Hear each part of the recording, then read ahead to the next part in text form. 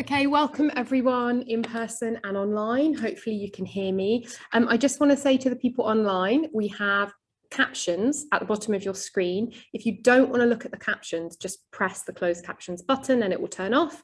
If you want to have the closed captions in a transcript on the side, you can just click that and the captions will come up. They are automatic, so they're not perfect, but definitely better than nothing. Okay, so welcome everyone to the York Centre for Writing Poetry series. It's a real pleasure to have you all here, and it's a real honour to be joined by Rachel Long. Before I introduce Rachel very briefly, I'll just tell you something about our poetry series and how tonight is going to work. So the York Centre for Writing Poetry series brings BAME, queer and working class poets to the university, and hopefully shows what kind of rude health contemporary poetry is in, and tries to kind of bring to the foreground the fact that poetry is very much a living, exciting, changing art form. And we've had some amazing poets and we will have even more. So little notes for tonight: if you're here in person, we have a very small number of Rachel's books over here, 10 copies, which are being sold by Little Apple Bookshop, which you can buy at the end. Unfortunately, it's cash only. I'm very sorry, but that is just the situation, but they're there. If you don't have cash, but you'd still like to buy any leftover books, any that are left will be going to Little Apple Bookshop tomorrow, so you can get them from there. We will be running till around 7:30, depending on how many questions you guys have and how many questions there are online. So we're going to begin with a reading from Rachel, which will be around 15 to 20 minutes. Then I'm going to ask a few questions. Then questions will go over to you in the room, any questions you might have. And then for anyone watching online, there's a Q&A function on your Zoom. So at any point throughout the night, if a question comes to your mind and you want to ask it, just write it in the Q&A. It won't make any noise. And at the end, I'll go over there and I'll read all of the Q&A questions to Rachel. So hopefully that all makes sense. Yeah, okay, great. So there's a very brief introduction, but Rachel Long, as you can probably imagine, is a poet. She's the founder of the Octavia Poetry Collective for Women of Colour, which used to be housed at the Southbank Centre in London. And My Darling from the Lines is her debut collection. Those of you who follow poetry, as I'm sure you do, will know that this book has had a huge impact. It's been nominated for a number of prizes. It is also being published in America all by Tin House, which is in itself an incredible achievement. So it's having a real kind of powerful effect on both sides of the pond. I've admired Rachel's work for a long time. She's a very kind of powerful, interesting, irreverent, lyric contemporary poet. So I'm really excited to be able to share her work with you tonight. Rachel, thank you so much for being here. It's a pleasure to have you. Becca, thank you. Thanks. So yeah, whenever you're ready, I think Rachel's going to read. I am from where seat. Yes, exactly. That's what I wanted to read from here, from the lectern, or from the computer with the mic. And I was like, I'm in my happy place here. This is yeah, sitting down is how the poems came to me, or as they were written. You see, look, I'm getting so comfy. Like, so here, if you don't mind, and that's not too irreverent.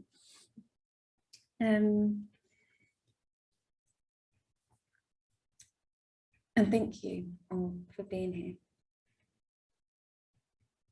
Open.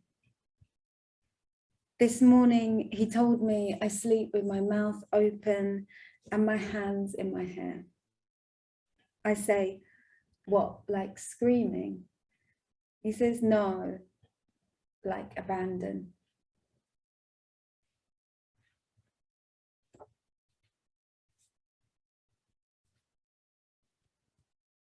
As if I miss your hands on me, your mouth. Earlier, I missed you in the honey aisle. We haven't even been grocery shopping yet, but I want to be on point in the kitchen, open the highest cupboard, set the things you like inside, white bread, long life cow's milk. I even bought instant coffee and refrained from informing the cashier that it wasn't for me. Woman of refined taste. Who am I kidding? I'd buy you a sack of rice and lug it back on my head. I don't even hate admitting this. I've forgotten what I once did before I glowed in search of slippers. If you don't like your feet touching the floor, they don't have to anymore. Hotel Art, Barcelona. We're eating roses on a rooftop. The Med beneath us. They serve clouds here too, I say. Light starter, wink. Are they fluffy or black? The waiter doesn't answer. Every table is white except ours. We sit at a naked woodblock. Antique. There's enough of an age gap here. Need they have added 200 years? The razor clams arrive in straight lines. What's the matter? We discuss kids. Maybe it's the wine or because my belly is beginning to push against the bones of my dress. You say, I don't think I'll identify with a brown sun. Excuse me, I stand. Spill your sparkling water. You only notice your steak. Contorting myself 3 ways in the toilet mirror, I decide I won't look like this forever. I don't even look like this now. Dessert is air from a porcelain pump. What if he has your eyes? I dare, after another glass.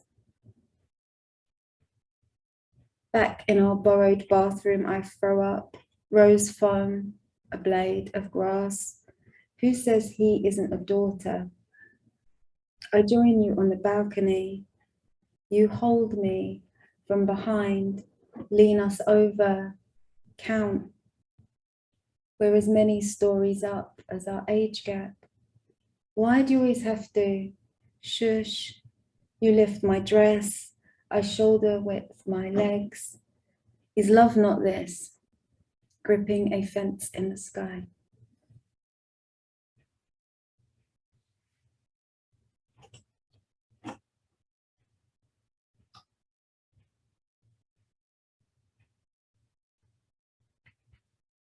Sandwiches. Tiff's got me against the school railings, doing my eyeliner. In double French, I'd whispered, your eyes. Will you make mine like that? Slice through a room, a lie, a man. Break time, her body on mine, stush, then soft, sugar on the tongue of all she hasn't done yet, all she's heard she could do. Already, Tiff's a reckoning. Bomb glitter on lids, oil spill on lips, sandwiches, padding her bra. Yeah, the sandwiches, thick, white, unbuttered. See, Tiff's clocked, the boys have clocked, the difference between a tissue and a tip, a sock and a tip, but not quite yet a tit and a slice of bread. Oh girl, you have opened my eyes, how they weep.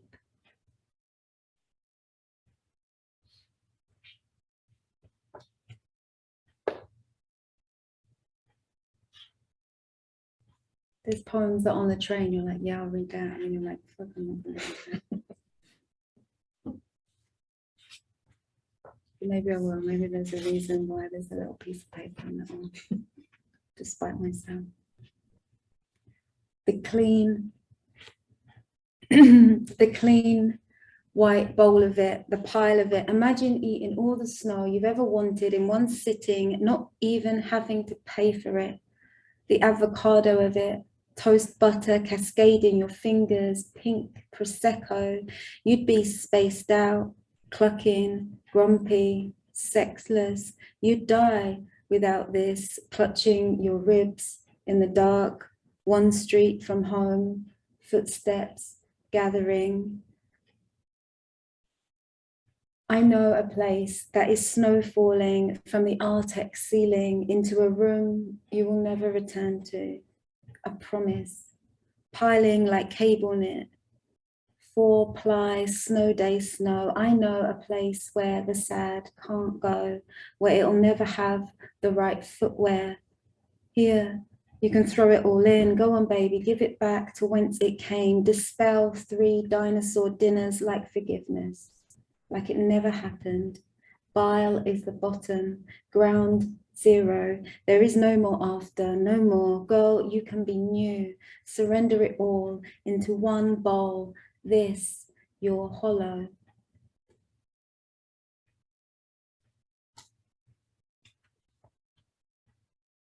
Open. This morning, she told me I sleep with my mouth open and my hands in my hair. I say, what if, like screaming? She says, no, rage, like abandon. I've just had a lot of fun. Not that I'm not having fun now,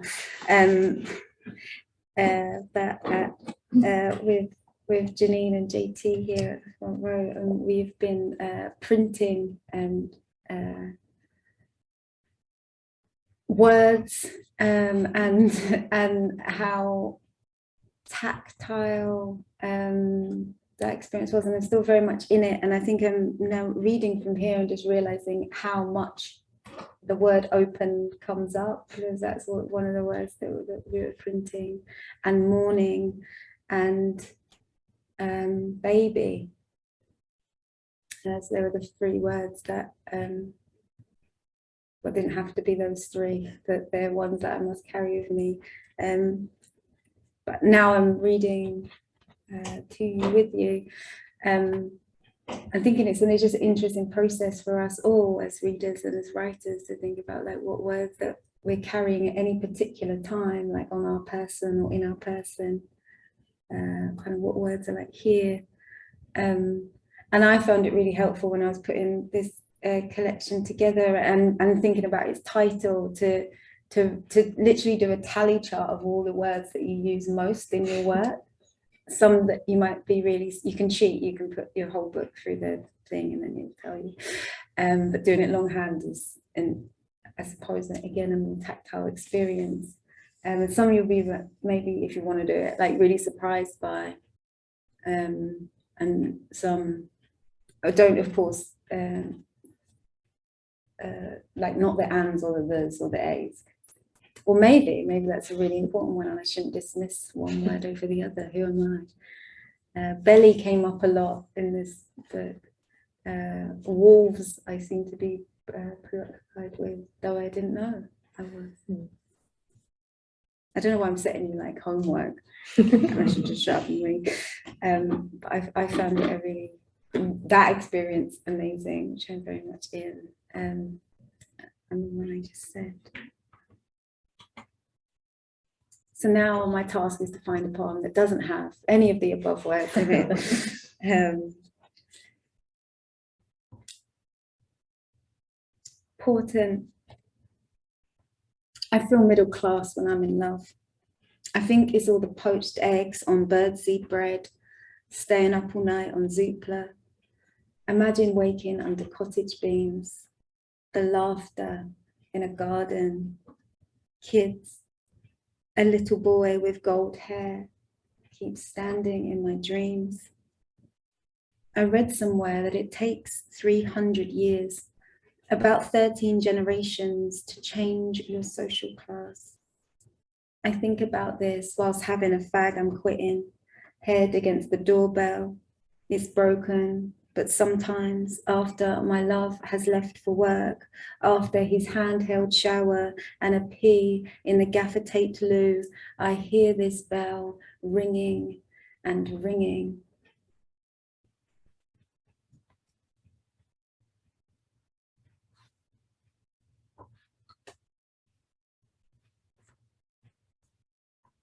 The yearner.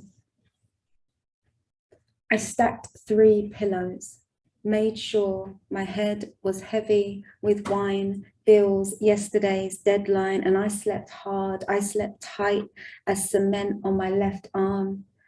The needles came. At dawn, I dragged it, like a salmon from under my body. A part of me is dead. Now I can shake my own hand, meet myself again for the first time. How my fingers feel to one another, strangers. For a tingling moment, I am another. Promise, this time will be different.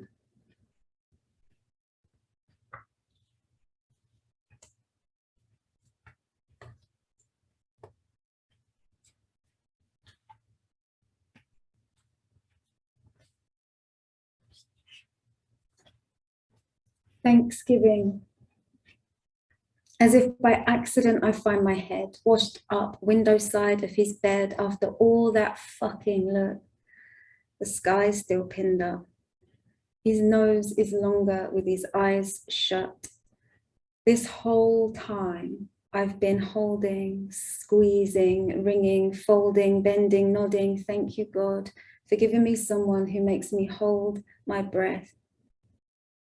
I will be so light upon his life, he won't realize he's kept me. I'll leave not a mark on his pillow, papers, knife, DVDs, or wine glass. What blessing. Only when he is sleeping can I breathe out. So deep, my ribs come up like a ship.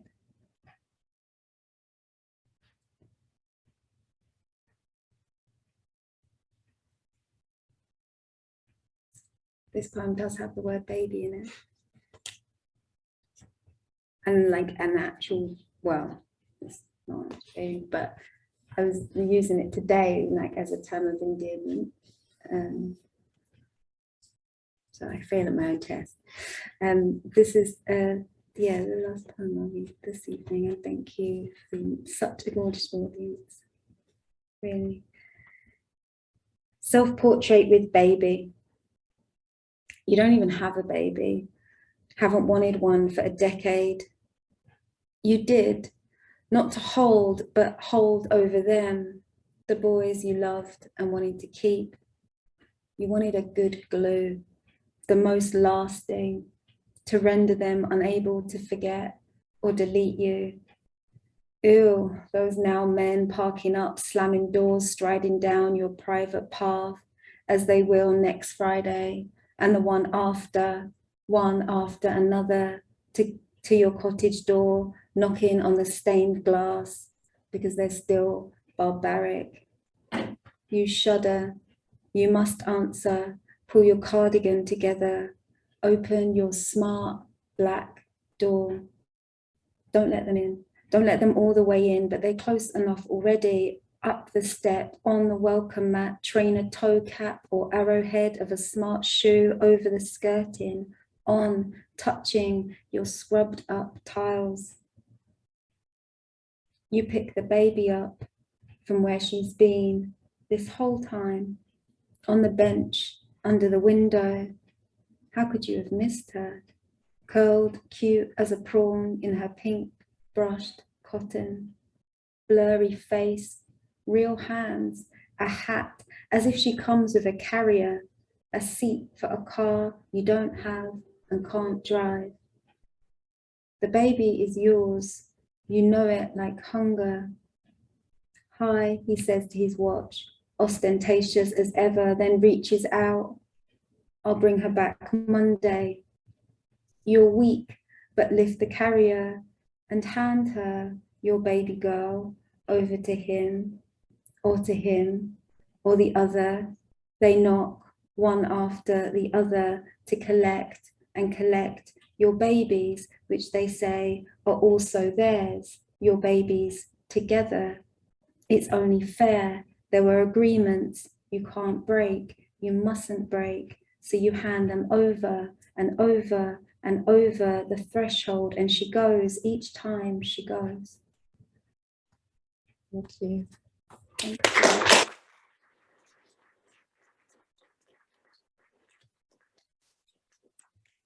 Beautiful. Thank you so much, Rachel. Thanks everyone for listening. So yeah, as I said, Rachel and I are going to have a bit of a conversation, and then it's going to open up to you guys. So do, make a note of anything you want to ask. I probably won't cover it, you never know. Yeah, I have absolutely loads of questions. To be honest, way too many now that I actually look at the time, so I'm gonna see what I can fit. But I wanted to start with quite a big kind of abstract question that is really about this collection, and I was really interested to find out a little bit more of the process of writing it. I would kind of love to hear you talk about that. And I think the main kind of question that came to my mind in terms of that was, when you were writing it, were you writing towards a particular vision? You know, when you began it, did you think, yeah, this is where I want to go, this is where I want to take it? Or did the poems just kind of gather over time and then they found their shape? What was your sort of journey in terms of that? No, I did not have a vision.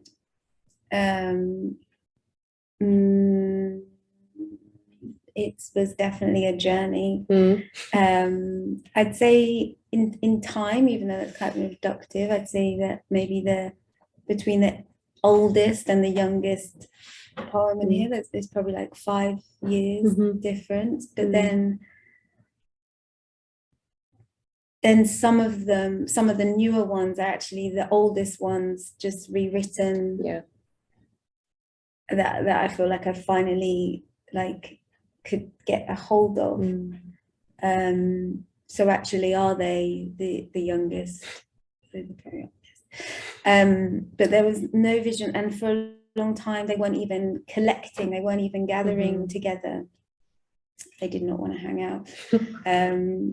Or I couldn't see for a long time where their links might have been, if there needed to be links. I think sometimes when I talk to other poets, it's like that there has to be a theme, or a certain amount of themes, or this one doesn't fit in the collection. And I always ask, well, why not? What do you want it to be that it's not fitting? Does it have to be neat? Or, you know, if the whole collection's about rabbits and then you've got one about a lion, does that mean it doesn't fit? I'd be really delighted to read a collection called Rabbits, and then there was this stray lion talking about it. So my answer is super weird and abstract as not well. All. But I liked not knowing. Yeah. There's a poet who I love dearly, Caroline Bird, and she talks a lot about getting disqualified from your own poem. And then, so if the collection is also thought of as a poem, how can you get sort of disqualified from your collection? How can you write beyond what you think that it is? And are you holding the poems back by giving them a little sort of building a fence around them? Because a vision can be like that, right? A vision can be seen as this, like a really free thing. It's like, I see this in the distance, it's going to be great. But sometimes a vision it's almost a plan, isn't it? Yeah. It's kind of approached in a really strategic way. Totally. And I think people can, I'm not saying you did, but some poets do, I think, feel pressure to have like a very thematic book, that's what people want. But I don't actually know how true that is in a way. I mean, I was really interested in what you were saying actually about the words, you know, that when you were looking through it, you realized that you were like using certain words loads, even though you had no sense you were doing that, which is, I think, so recognizable. But that kind of made me think, just as you were talking, now that you look back at the book, because obviously you were doing it in this kind of way that you were just allowing the book to shape itself and you were moving through it and you didn't have a plan or a structure. Now when you look at it, do you see links between poems that you kind of didn't necessarily know were there until the whole thing was there? Absolutely. Absolutely. Yeah. And even when preparing for a reading, I might be like, don't read that again, like no one will say that poem again. Like, but the order that you might put them in, and then you're like, oh, just because they're not together in the book, or I've never put them together like that. So it always morphs and changes, and I like that. I think that poems should continue to, not should, but it's just delightful then, isn't it? That you can, the work can still change to you,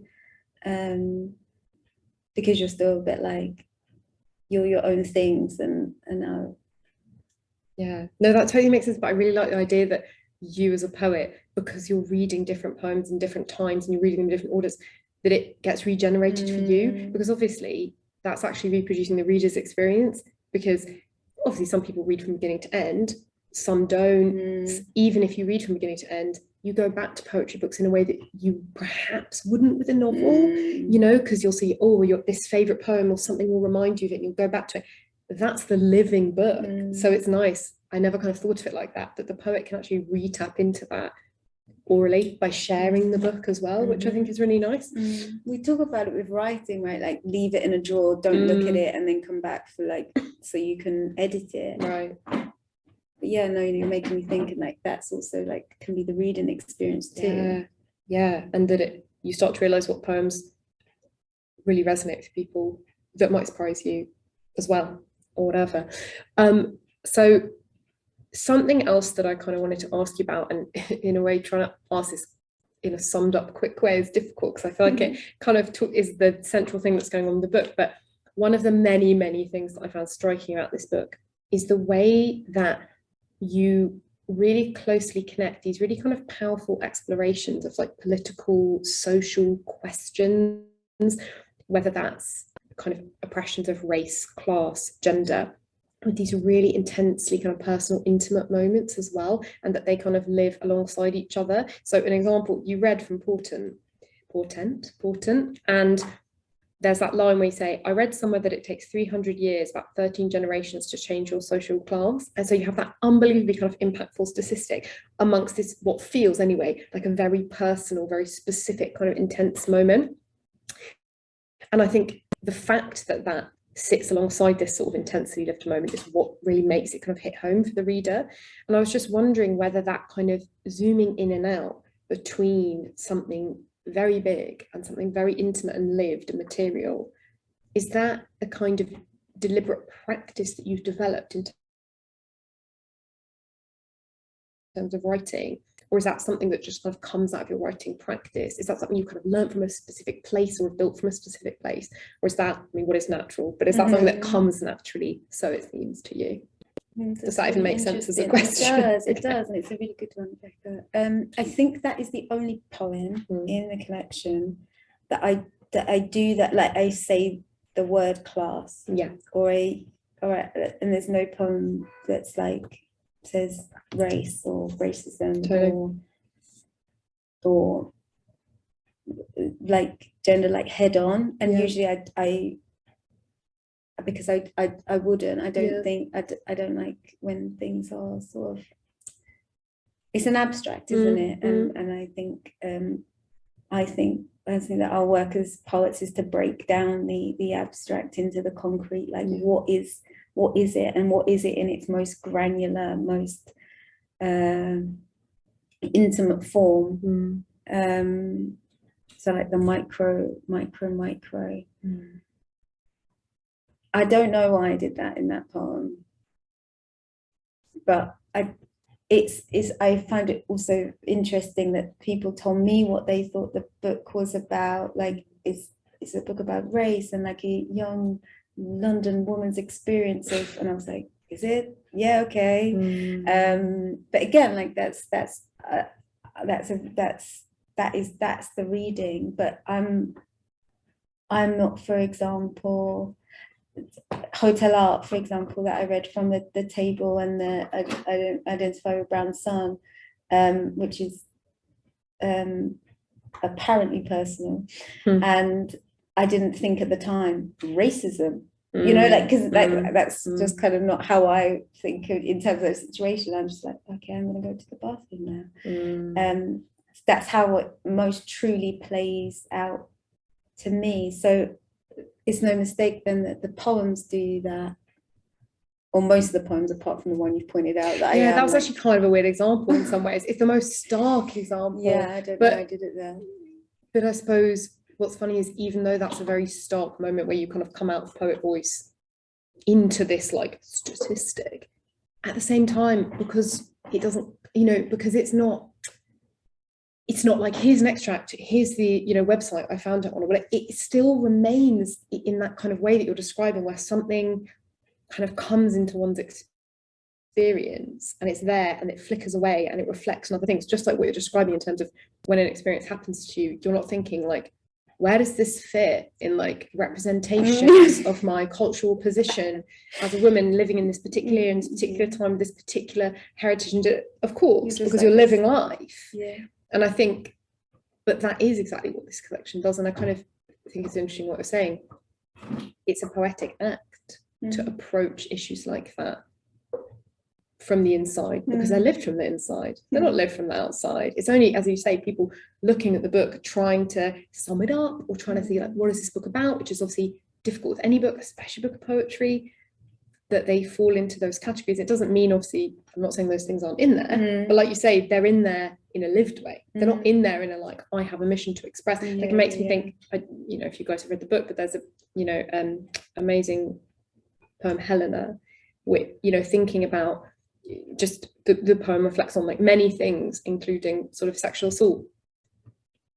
But it would be so wrong to say that's what the poem is about, because to me it certainly felt like a poem that's also about friendship and about connection and community. And it would be horrible if someone kind of acted as if that was the poem's story. Or does it get frustrating sometimes when people are bringing this outside perspective and saying this is what your book is about, when you're sort of doing something a lot more complicated? No, it's not frustrating. It's always an honor to be read, I think. So I'm never like, oh, couldn't you see that this is also about, when I don't know half the time. Like, so, and sometimes it's really enlightening, actually. You're like, you read me like that, or you saw this, and that I freaking wrote the thing, and I'm like, maybe you know the least if you wrote it, maybe about what it's about. So I'm never frustrated. There might be things that I feel like it might have been pigeonholed slightly for certain agendas, but also I get why. At the same time, people like categories. People like to know what something's about. And I was saying, like, can you ever know of a poem that frustrates like most of the rest of the world? Yeah. Like, how can you not know what it's about? How can you be a writer and be like, you don't know what's in it? Like, no, that's annoying to people. That's frustrating to them. It's true. But then at the same time, who can say like the entirety of who they are and their whole entire soul? Like, some people would be like, some people think they can. I've drawn a diagram. Here it is. But they can't. Well, maybe they can. Maybe everyone's different. But I know what you're saying, and I think it also goes back to what you were saying a little bit about the pressure some people feel to fit inside certain structures in terms of a poetry collection as well, because it can be quite a limited space for people to share their work. Obviously the idea of scarcity isn't real, but there can be a perceived scarcity, and then people think that if they understand something through a particular lens, that's going to like save it because it will direct attention to it or whatever, but encourages like simplification, which is a bit frustrating. But that is really interesting, and maybe we'll come back to that. But I also wanted to ask you about something else that really struck my attention in terms of the book, which is the voice. And I find it really hard to sum up what a poetic voice is, because it has so many different kind of flavors to it. But it felt very sort of warm yet rigorous to me. That's kind of how I would describe it. And I just wondered, obviously voice is something that comes from so many different places, but were there particular poets, particular poems, particular collections that you felt shaped kind of how this book speaks? And I'm gonna forget or every single book that I've ever that is learned for, and I'll be like, I feel like a traitor on the way home. We know this isn't everything. Some. One that particularly always is was in Therese teaching my mother how to give birth. That was one of the first collections of pamphlets of poetry that I read on a bench at lunchtime of a job that I hated. And the way that author writes about the body, about sex, about family, about girlhood, about childhood, was just, I was like, you can write this. Up until that point, I thought that it did have to be about nature in some way, or the voice of it had to be not warm, not inviting, not reading that book, it felt very much her voice, even though I didn't know her. I know that sounds.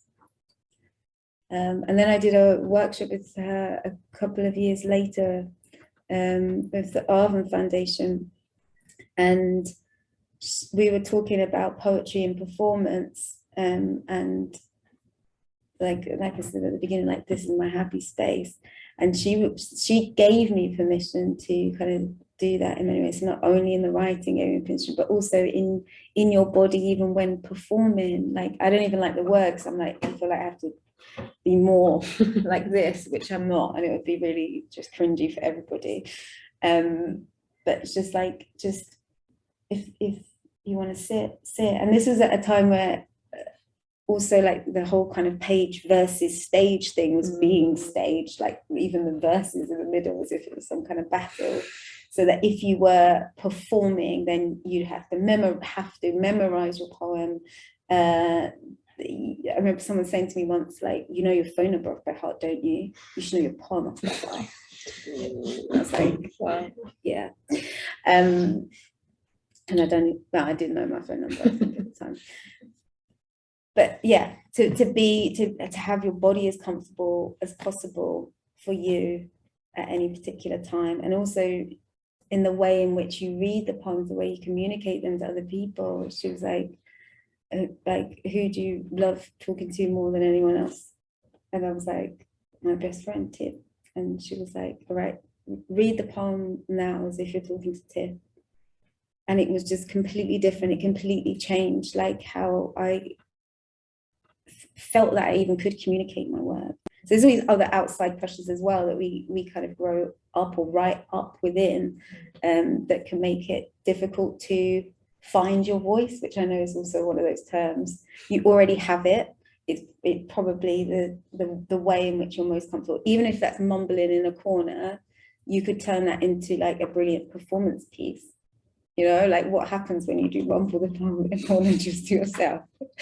I'm sure it'll win the Turner or something. But so Warson absolutely comes to mind.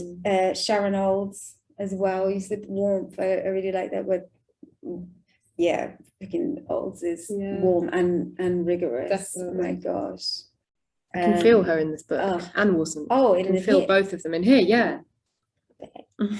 Thank you. That is a massive compliment. You see, I knew I would forget everyone. But just in your previous question, Rebecca, about the personal and the political, but also it comes to mind, and maybe for this as well, at Jamaica Kincaid, also, so maybe that, like, yeah, massively right in the personal, and then if someone else reads it as political, or going at it straight but from the inside. I liked what you said about that. Yeah, I hope I haven't forgotten. I've forgotten it. I mean, I'm sure there's more, but that's a great. There is, and having other strong voices around you. But there's if I think about my friends, and I think about my mother, and I think about there are people with strong voices, or you hear them, like, you're not going to pretend that you couldn't pretend. And so I hope being surrounded by other, particularly women who cannot be ignored, has influenced the work in some way, I hope. Yeah, I mean, that actually leads so perfectly into my next question, which was kind of moving to think about the themes of the book, of which there are many, many, many, but there's a real interest in this book and you guys, even if you haven't read the book, will have kind of heard it in the reading, in family and in girlhood and those experiences and how they're connected. You know, all the narrator's parents and siblings kind of jump off the page. There's that sense of experience, joy, intimacy. And I guess I just kind of wondered sort of your particular experience of writing about, especially your own youth, but your kind of youth and your experiences of those strong voices. Was that something that you have always written about? Did it come into being for this particular book? I think it is something that I have written about for a long time to make sense of.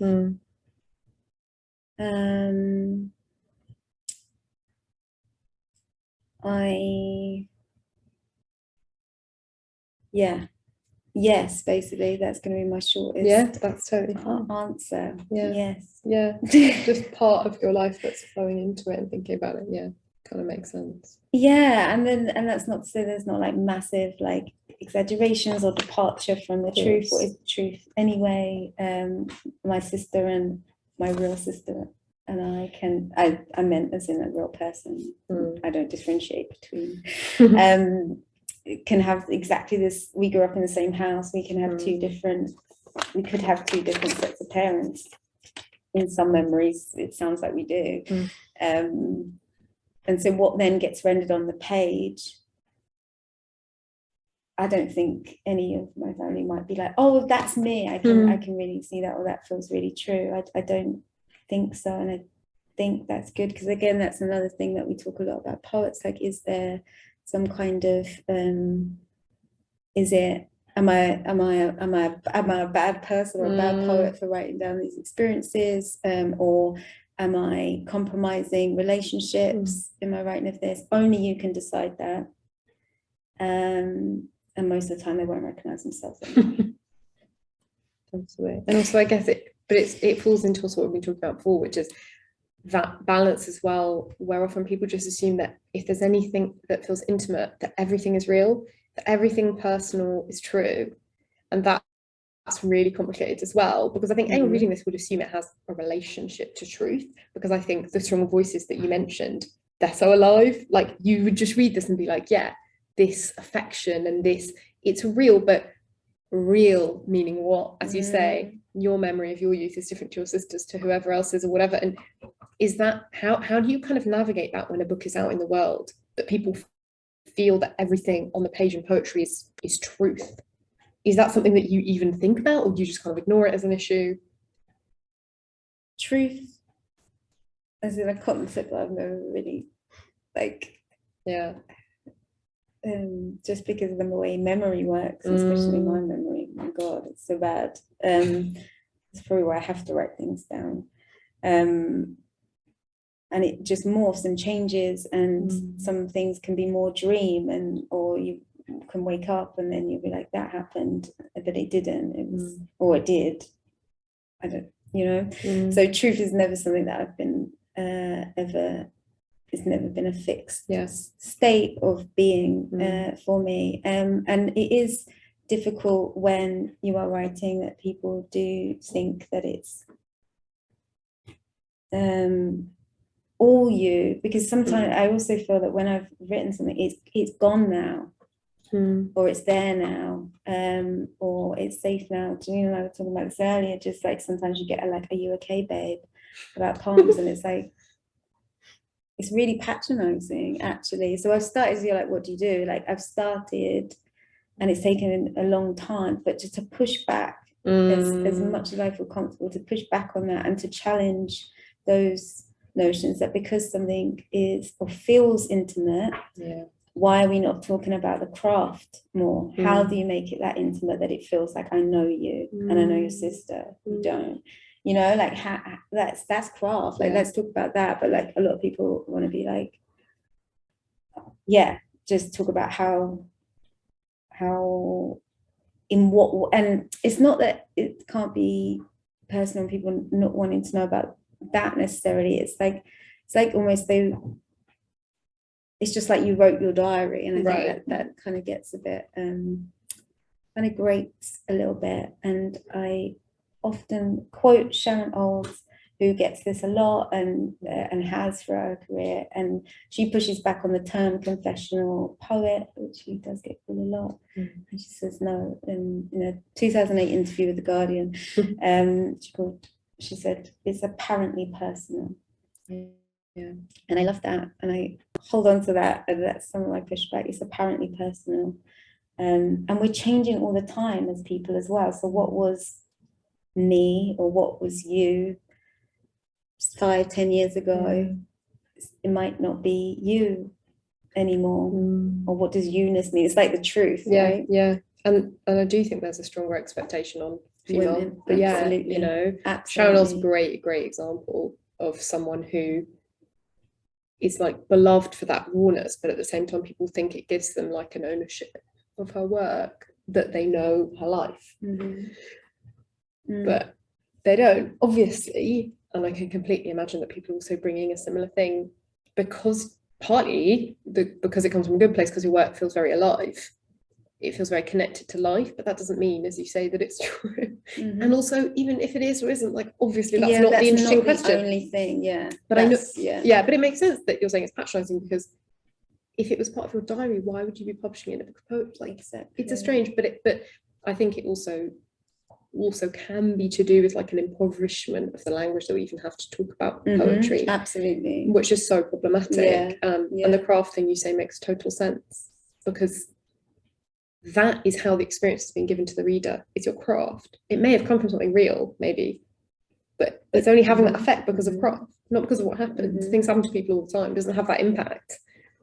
So I think it's really, it's really, really interesting. Okay, so I have some final questions which are a little bit more sort of general and away from the book. And I guess something I was kind of interested, something that I actually pretty much ask everyone who comes to this poetry series is, obviously we're quite interested in this series with kind of foregrounding poets who historically may not have had as much of a kind of space within what was like an extremely elitist, kind of pale, stale and male you know, space, not just poetry, but literature more generally in this country.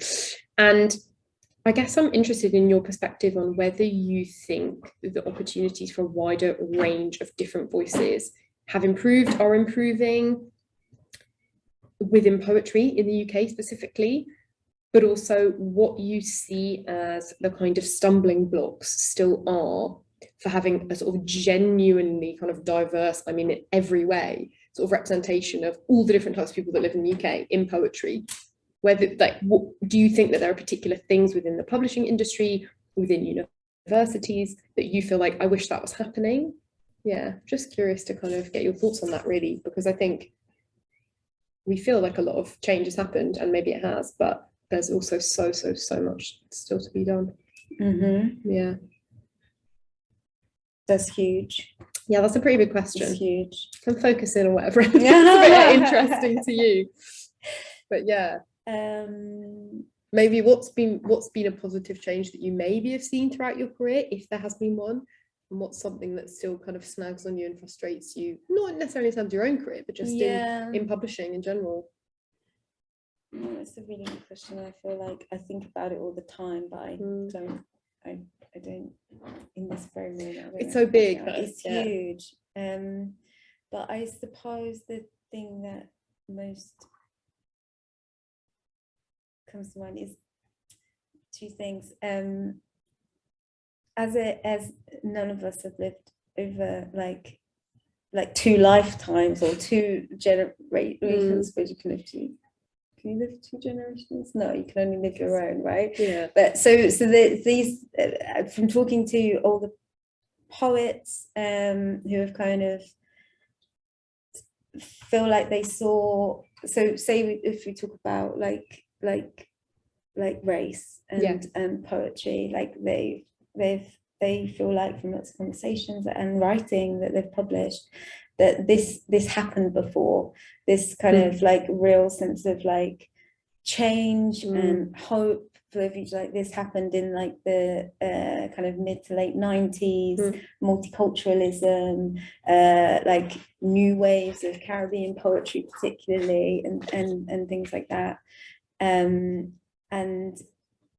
one poet who I admire greatly, and will just tell it like as he sees it, he referred to it as windows, like this window opened up then, and then it got closed, and he's like, but who's doing the window opening and closing? Who gets to choose like each like our era, our generation? Who gets to be the one who says, okay, now, like who's the orchestra? Like, okay, race, stop, go, da da da da, and then okay, we're going to shut down any focus on disability or ability, and who gets to even decide those things, and then like startup, gender, woo, but in a way, like why can't all the windows be open at one time? Who does it serve when one is open and one is closed? And when they're being open and closed in those ways across a certain amount of time, does anything really change? Yeah.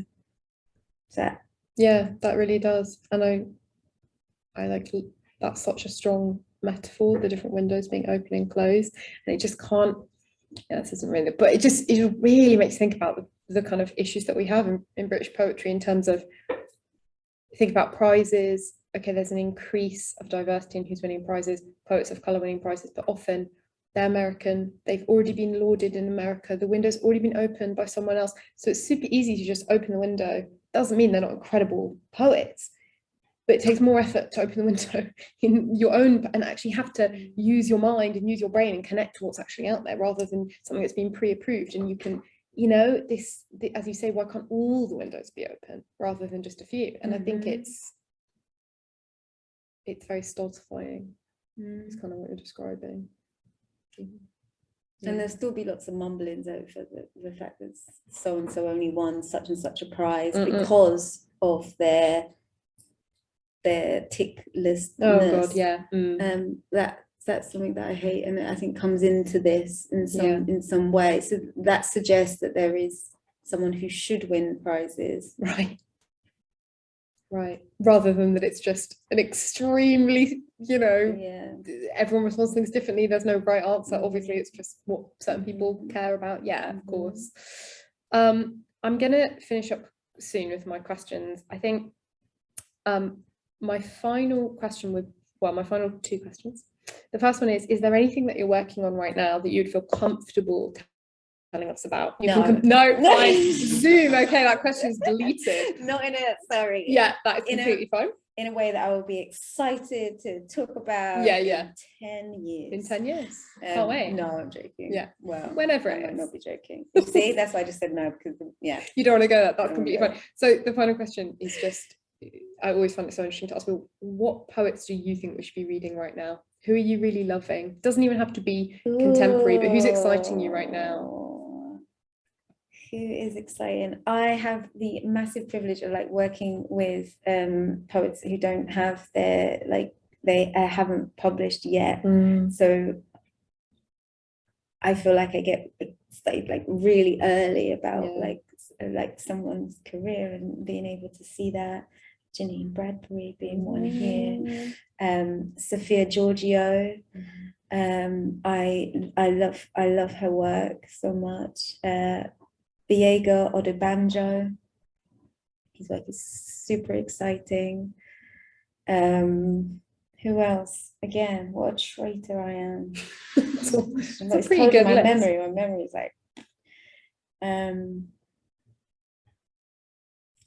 there's one other who I literally I was reading the other day, and I was like, I can't wait for other people to be able to read this. It was probably Sophia. I'm thinking about my inbox basically, and I'm thinking about the manuscripts in there, and so I think it's Sophia. But even working with some of you who are in the audience, even for short sort of poetry surgeries and things like that. I hate that word, but I just get the privilege of reading new and exciting and brilliant work. Yeah, that's amazing. Way before someone else has picked it up and said, this is the new book about gender. Yeah, totally. No, it's an exciting time though. Definitely, it's one of the privileges of obviously working at university as well. Meet all these amazing poets starting out doing their thing. Okay, I'm going to stop now, much as I could go on forever. And if it's okay with you, going to open up to the audience. If you just put your hand up, that's the easiest way, and I'll just pick you out, basically. That's it. Don't be shy. Friendly space. Please. Thank you very much indeed. Really enjoyed your poetry. Could I just ask you, how did the window open up for you as a published poet? Good question. I always loved writing. When I went to university, I did do, it was a literature degree, but I was writing prose then very much, and it wasn't, and I did a couple of poetry modules, but I hadn't fallen in love yet. So it wasn't until I finished, my BA, went back home, I was really depressed. I had no like writing going on around me, or like a writing community, and I missed that. So I started looking for workshops that I could do, and I was broke because I had no job yet, and so it had to be free. And then I saw a workshop being run by Renaissance One and Apples and Snakes, close to where my parents live in Southeast London, and it was free, and it was for 16 to 25-year-olds, and I was like, perfect. I don't even have to beg my dad for bus fare, I can walk. So I didn't walk, I'm making it sound like a real, like I walked poetry with no shoes on. I went to that workshop. The workshop was a dub poetry workshop, and basically I was just so starved of writing, and I needed something, and I needed to get out of the house for me as well. And I was like, I don't know what dub poetry is really, I'm just going to go. And it was with the late Jean Vinter-Breeze, and I just literally did not know what I was walking into barefoot. And there were only 3-4 people in that workshop, which just made it even more intimate, even more beautiful. And the way that Jean reads, speaks, is poetry, poetry was, it was alive, it was all her. And I was in that workshop, and I was like, I want to do this, I want to write like that,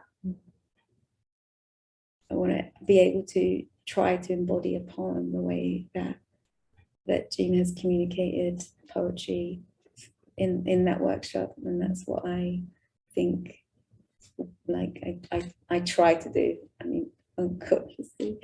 And after that I started getting booked by Apples and Snakes, and they were really supportive, as Melanie Abrahams has been from Renaissance One, and just sort of trickle effect, I think. I got more sort of immersed in the kind of poetry scene, to make it sound way cooler than it is. Now sometimes it was, you know what, then it was cool, and it was like, how can you fall in love with something and then be able to do it and then get paid for it? I've had stunning people, and still do have stunning people around me, that encourage my thinking more than anything, you know. That's so important. People to talk to and be with and drink with is important for what we do, I think. So that was the beginnings of it. And as much as I can, I try to like encourage and support and be a good drinking partner to other people, because it all helps. Does that answer the question? Thank you. That's very true. Anyone else? Yes, please. I was wondering, you said that it was about 5 years between writing the first poem in this collection and the last one, and it was kind of this 5-year process. And possibly at the beginning you weren't necessarily thinking about a final collection when that first poem was written. Was there a moment at the end when you had all these poems kind of maybe collated them in one document? What was the process like, realizing this is now a full collection and take this forward to be published? That's a good question. I think I realized it in what is now the middle of this book. But it was finished lots of times before this book. Or like I say this, like, I mean, it's finished, but I kind of also went like that with my face. And I think I knew that deep down. I think we all do. I can't say that, I can't speak for anyone else. I think I think we know when the book is finished. I think we know when there's like, you can't shove one more poem in there or the rest are just like go away, but not because it's a lion and they're but just because it's just not ready yet, or for some the arc doesn't work or something like that. So I think I knew in the middle of this one that this was a collection, and even though I never had a pamphlet,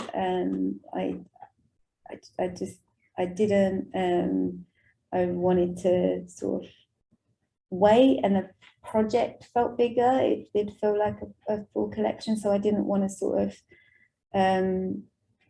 only publish like 23 of the poems, for example, when I knew there were more for this thing. And that's not to say that your pamphlet can't go into your first collection, it can. But it's just not a stage that I sort of stopped at, but paused at, I suppose. But what is helpful for those, and you don't have to have a pamphlet, I do think that is quite important to say, because people feel like you have to do certain things before you pass through another gate. You don't, you can do it your own way. But what is helpful, I think, for lots of people is that you've hit a certain, at least even in terms of like a number that someone feels that is the rest of the world feels like an acceptable amount for something to be legitimately named. So if you've got 23 to 25 poems or something, then you're like, okay, so if this is a pamphlet, could it be a collection? Can this project stretch? Is what I'm writing here bigger, longer, wider, like just more? And then if it is, are there double the amount of poems, or like almost double? And I think they can at least be quite helpful as like markers. And some things are supposed to be small and contained, and you know, like if you like your favorite like novella or something, like if it was stretched out to be like a 500-page novel, would it be your favorite, one of your favorite books still? And vice versa, like some things are supposed to be crystallized. They're supposed to be like moments in and of themselves, perhaps. So I suppose the time thing just comes into that. But, and if we are talking about time, like I will always say, like, take your time. And I know that's really frustrating, and I'm in a particularly frustrated patch right now with mine, because I want to hurry this thing up that I'm doing now, but I know that's not right for the project. I know it's not, and there's lots of noise around you that Rebecca touched on earlier. There's lots of pressure, and there can be, to get things out in the world. You're already in the world, the thing's already in the world, it's in you. So as long as you're still walking around, you know, or even zombies are walking around, right? So it is in the world already. It just doesn't have to be realized before you want to or need to realize it. Just listen to the work, I think. Does that help? Did I just go absolutely left? That was good, so interesting, thank you. Any other questions? Yes. I was wondering if you like play around with different ways of approaching poetry, or just, I don't know what the word is, a process or aspect of it, like collaborating on a poem or writing a translated poem, just, yeah, I don't know, different genres of poetry. I wondered if you play with those much, or if there are types that you'd like to play with more. I did today. I've been playing, with the words in different fonts. I have done some translation work, which was a really interesting process for me, especially as I speak no other languages apart from English.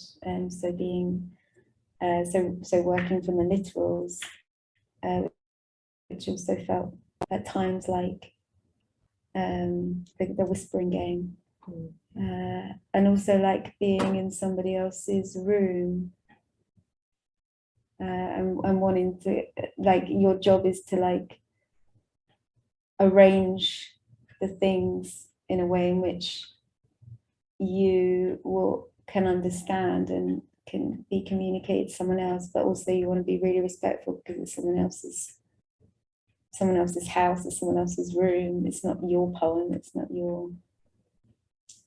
So I just found that very interesting. I felt like like an interior designer who wasn't supposed to make too much of like all the heirlooms have to be kept in the same place. Suppose maybe like a museum curator. So I love playing. Maybe I don't play enough. I think maybe what I'm realizing today, or I used to play more than I do, and maybe that's to do with also what we're talking about voice, and maybe when you feel like you have found your voice. I hate that, so I shouldn't even pretending.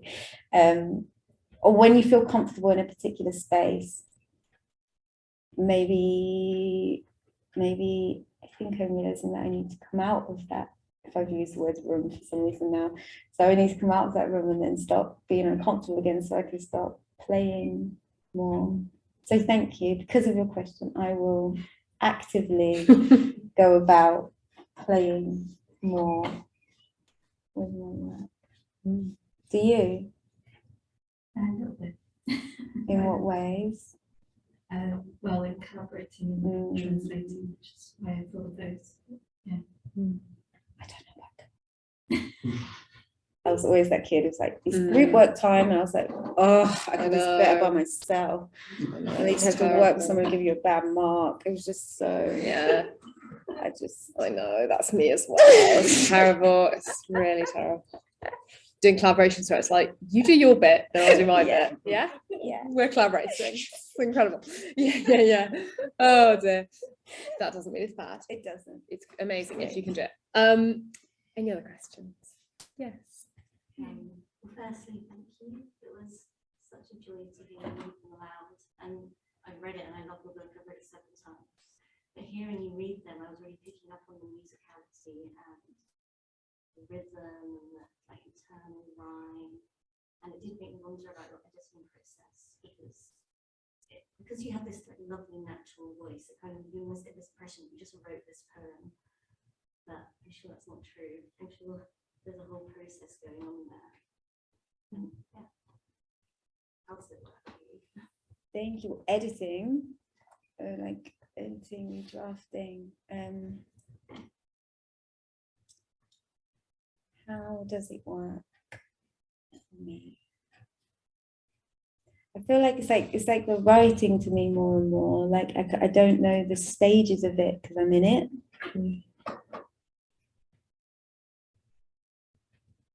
There will be several. It will be granular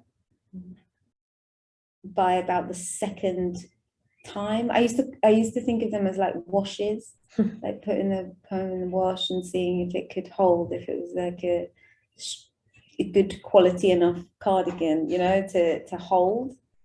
But I don't know if I think, or it doesn't feel like washing as much anymore. I'm not sure why, but it feels really like picking now. So the first draft, and we're like, okay, that can go, but it is really intuitive, which I know is like really unhelpful perhaps because it's not like a practical tip about editing, which is why I kind of shy away from running like editing or redrafting workshops, because I'm like, or we all have our own editing and redrafting processes.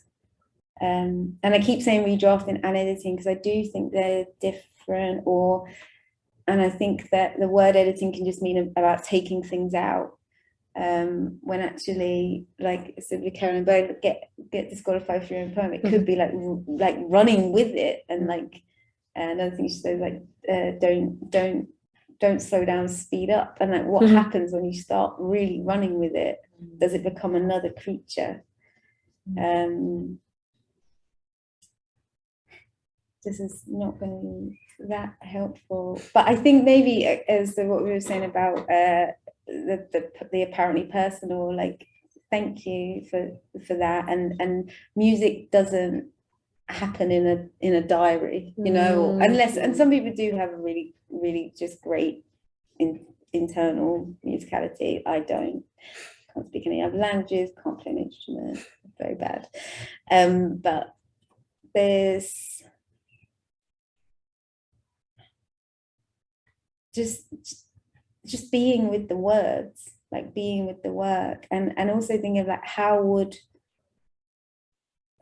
I say them, or how do I want them to come across, and what do I want them to mean, and then organizing them like that, or in that kind of tone or faith, I think. And also reading aloud to yourself, and it's cringy, and if you're on your own a lot, which maybe is right as we are, maybe we don't want to talk as well, and it can be really weird to hear your voice in the room and just realizing your own aloneness, which is not a bad thing. That helps massively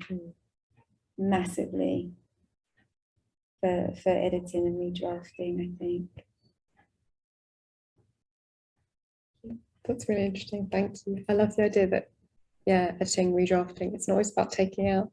So true. I think that's something I've learned as a teacher that I never knew before. So often you're saying to students, no, what you need to do is add. You need to add. You need to give yourself more room. Yeah. But yeah. I don't think I would have ever occurred, not from my own practice, because it's actually can feel so counterintuitive, because we think of editing as like chop, chop, chop. But it's not, can be give yourself more space, like you say, was it speed up? Like, I love that. That's great. I'm going to move to the computer just to see what online questions we have, and then we can come back to the room, but I don't want to abandon them for too long in case there are hundreds coming up there. Who knows? Like none, loads. Let's see.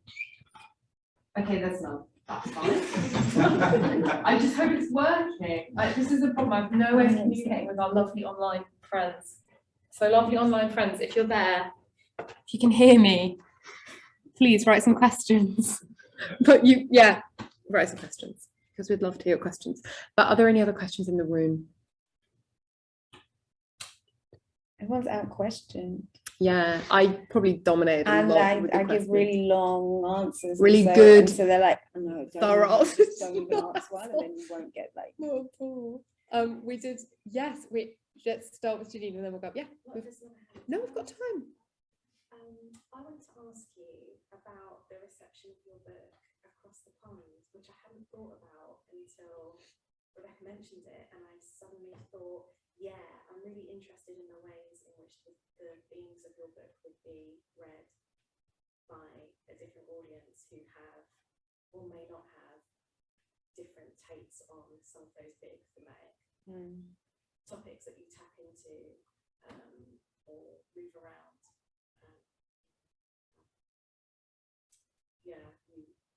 Even if you talk about them in really incredibly nuanced ways. Could you tell us a little bit about that? How I don't know, have there been any like poetry is open to interpretation, misreadings, interesting readings about, because there are some transatlantic kind of movements, I think, in this book. I'm interested in them. I wasn't over there for the publication date just because of COVID. I really wanted to be, so I wasn't sort of like on the ground then, so I didn't get to do, actually I haven't done an event like this in the States. It was planned, but obviously and so there were Zoom launches and events, and they were but oftentimes the person that I was in conversation with was also a British poet. So I suppose in that way it didn't kind of come outside, at least to my exposure, outside of the conversations within a British context or within a Black British context. If you're talking about, if you mean that by the thematic. So one event I did for Big Apple Books in San Francisco, I was in conversation with Raymond Antrobus. So I'm trying to think, was there an event where, but then maybe more so I can think of reviews of the book, which, like, honestly, I don't know whether Tin House only sent me the good ones, but there was not a bad one I read that they sent me. So my but it oftentimes, so it was reviewed in the New York Times, which was just incredible to me. Essence magazine as well, which is a Black women's, like, sort of, I think it started off as a beauty magazine, right? But then got wider, Oprah as well, and they all mentioned the Britishness of it, which again is like, I don't walk around being like, you're so British. If anything, I like rolling my eyes. I'm like, please no. Yeah. And then sometimes not. But so that was something that I absolutely like picked up on. And in some of the Black magazines were like, it happens there too. There was kind of that kind of tone to some of it. Like some of the things about like sex and intimacy was sort of, I felt, and again, this is just my interpretation of some of these reviews, was sort of like a bit more taboo. I felt like then some of the readings and reviews from here. And then when I finally did get over to the States, that like last year, it was sort of over, well, the New Year, so it was this year, and that was to see my other best friend who now lives over there, whom I met here, and of course all of her reviews of the book were glowing. So apart from that, I can only tell you. Oh, but I think it is interesting, and I did pick up on those tiny little things that in the writing that were the religion as well. The religious aspect in the book was sort of talked about more than I think it was here.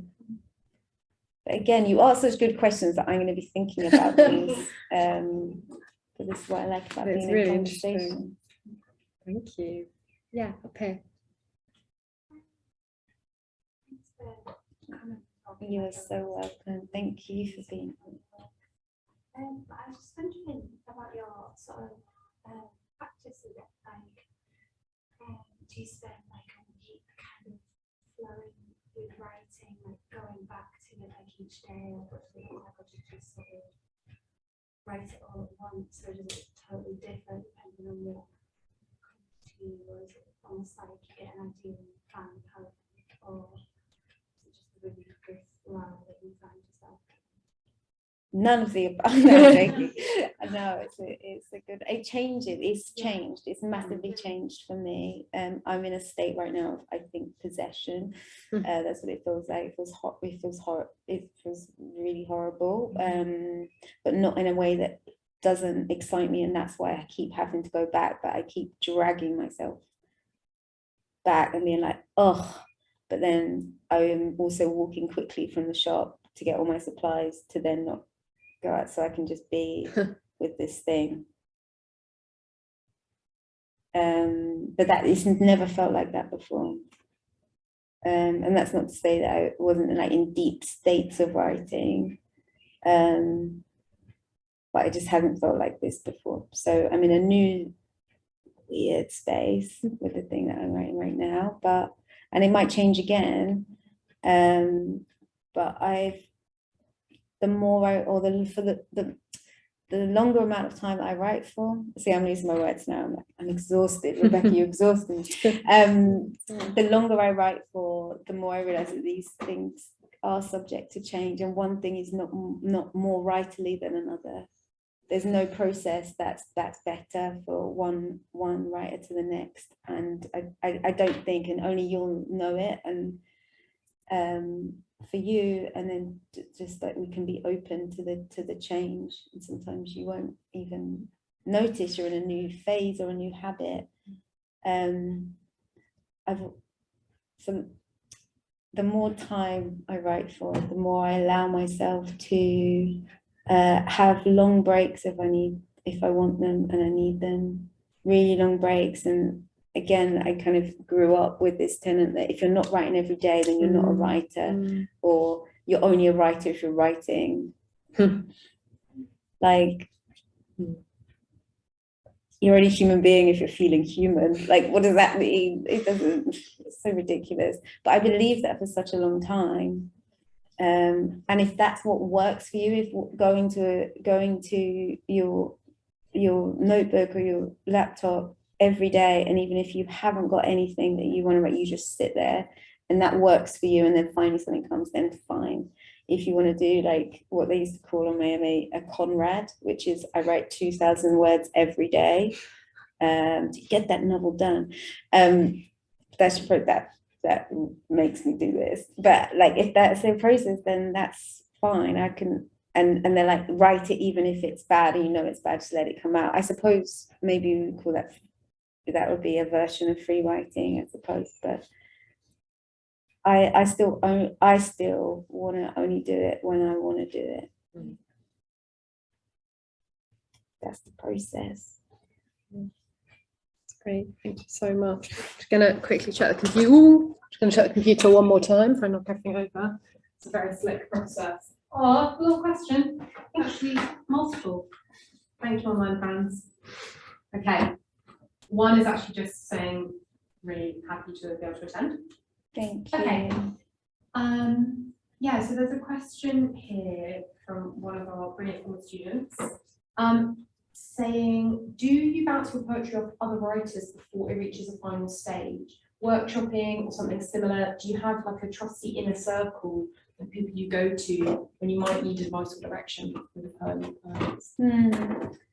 Good question. Again, that's changed. I used to be super secretive, like to the point of like I'm superstitious that if anyone like, yeah, adapt. But I'm in a different stage now where I think actually it is really helpful. Like, what a privilege to have built friendships and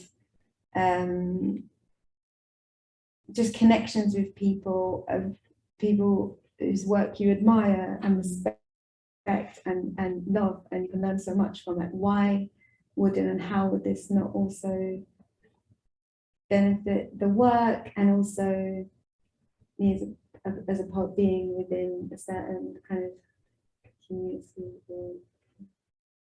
Yes, so in short, yes, yeah. Absolutely. And I think it is important, and secrecy is important as well. If it doesn't, but again, it's like, when do you feel the work is ready for other eyes? Yeah. And being open to them, and I think I wasn't before. I think I was scared. And now you are more. What, more scared? Yeah, maybe more scared. Oh no, more open to sharing. Yes. Yeah. That makes total sense. Yeah. Got a final question from a brilliant current student. They're saying that obviously it took about 5 years to write the book, so it's this kind of long process, but as it came out, it did really well, I think we can say. The Felix Dennis Prize, Forward, all these kind of things. How did that kind of outward success, if it has, changed the way you write? Do you feel that it puts a pressure on the next project to keep the same form or content, etc., or is it just encouraging and positive? Honestly, encouraging and positive, and I genuinely mean that. Yeah, I genuinely mean that.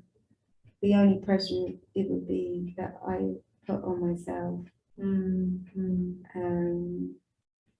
to, yeah.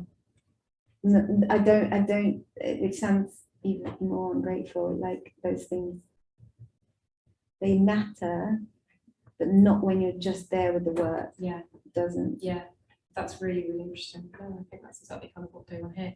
Thank you, online people. Thank you. Those were really great questions. So I feel like you're there, but you're not there, but you are. You're as much a part of this event as our in-person people. So thank you so much for those great questions. Really, really interesting. We better finish up now before Rachel with socks drive every thought ahead about poetry. And we vampirically draw all her knowledge from her and use it ourselves. But thank you all so much for being here. As I said, Rob is very kindly going to represent Little Apple for us and sell some books if you happen to have cash on you. If not, as I say, they will be at the bookshop tomorrow. You know, so you can buy them, and in all good retailers. Thank you all so much, but a huge thank you to Rachel for making the time, thinking so deeply, giving us such a beautiful reading. Really means a lot. It's a privilege, so thank you. Same, and honestly, thank you. Or it has really felt like a real kind of conversation here. So thank you. Great. If you join me in thanking Rachel. Thank you.